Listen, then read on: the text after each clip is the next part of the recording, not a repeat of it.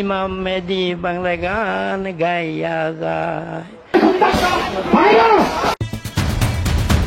রাজবাড়ীর গোয়ালন্দে Nora পাগলার মাজারে হামলার ঘটনার পর কুষ্টিয়ার কুমারখালী উপজেলার ছেউরিয়ায় অবস্থিত বাউল সম্রাট ফকির লালন শাহের আখড়াবাড়িতে নিরাপত্তা জোরদার করেছে পুলিশ।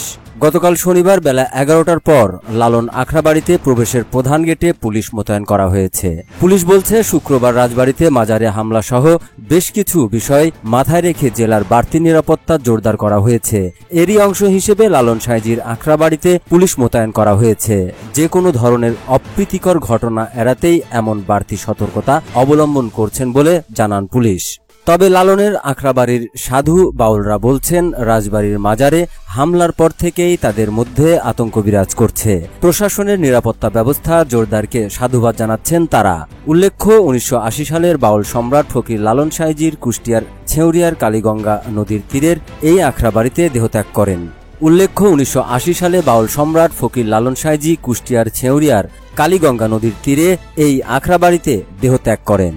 এখানেই তার সমাধি ও মাজার তৈরি করা হয়। তার মৃত্যুর পর ভক্তদের ভিড় বাড়তে থাকে এবং এটি একটি গুরুত্বপূর্ণ তীর্থস্থানে পরিণত হয়।